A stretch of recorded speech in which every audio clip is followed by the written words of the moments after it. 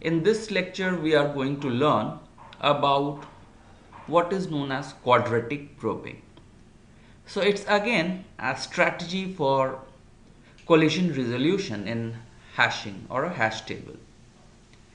So collisions are a big problem in hash table because the number of elements that you insert, if it's greater than the hash table size, so there will be collisions. Okay, so how we can handle collisions? So we have what is known as closed hashing. Okay, so we will just look with some examples what I'm saying. Okay, so in closed hashing, what we do, if some collision occurs, we try out alternate cells until we get some, for insertion we get some space. Okay, so let's try out.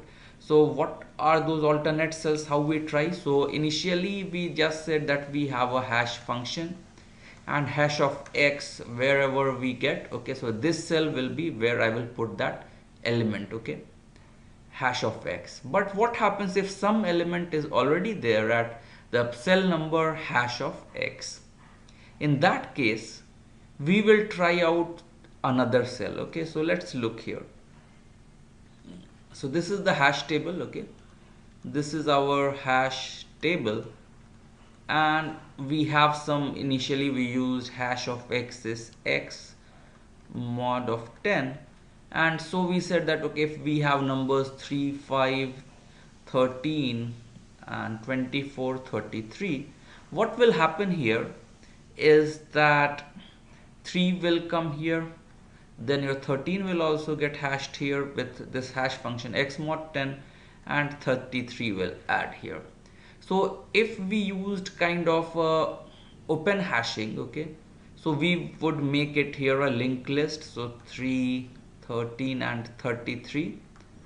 So that was open hashing, but this we saw that it required some extra data structure, that was linked list, so we did not prefer that. Okay, so what we do is that we now have closed hashing. Okay, so this closed hashing, it means that in fact you see, so 5 comes here and 24 comes here, so this has only 5 elements we inserted, we have 10 cells. Okay, and still lot of them are empty.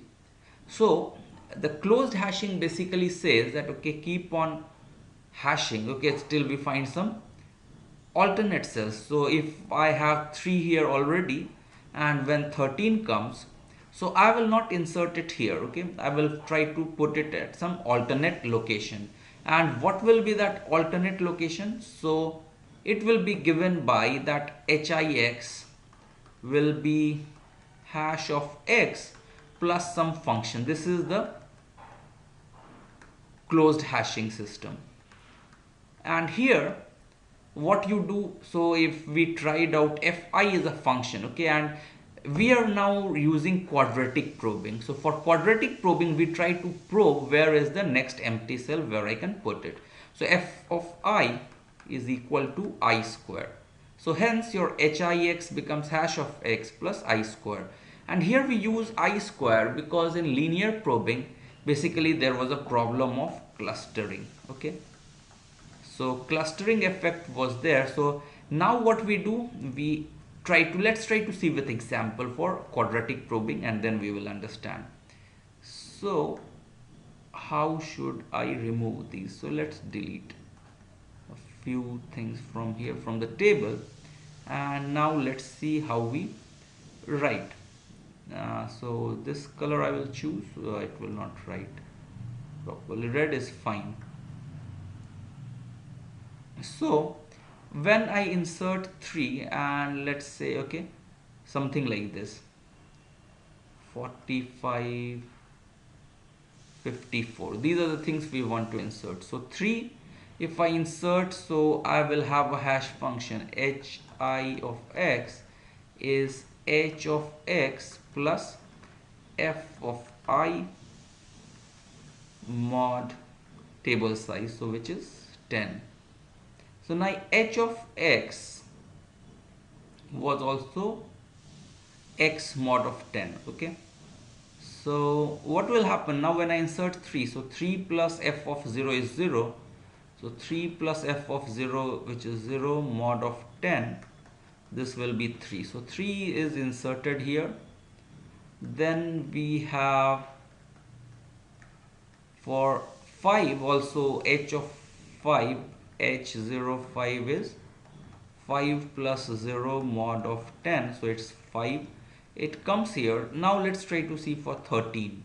So 13, what happens if we try h013?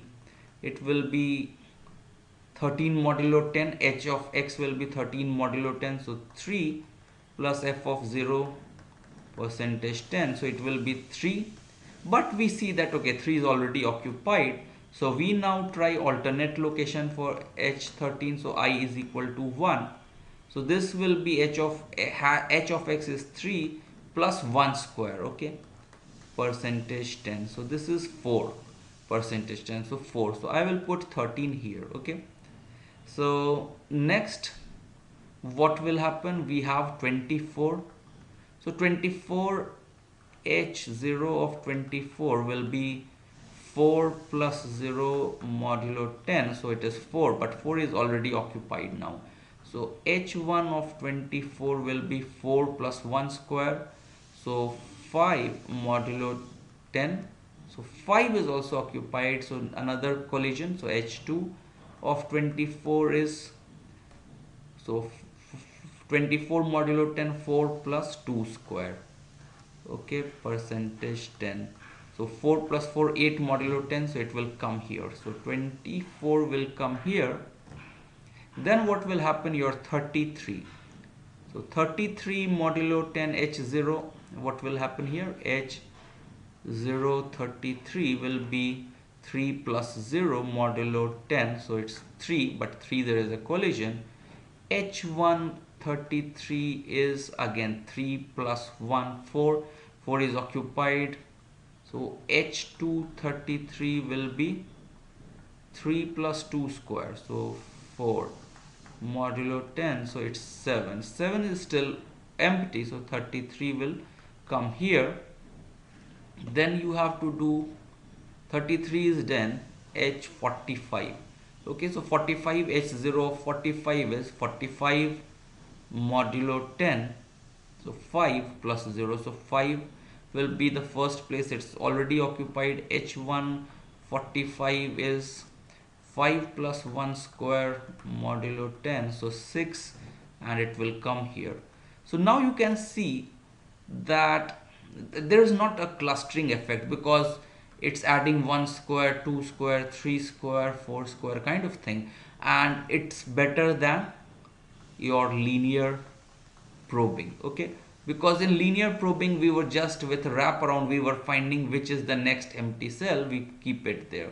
So it was basically at 3, if we put 33, then it will occupy the next cell, 43 will occupy next cell with 2 collisions and so on, okay. So it was not that good. So but quadratic probing makes lot of holes and it fills the hash table, so there will be lesser collisions, okay. So this is the quadratic probing. I hope you understand this. So thanks a lot.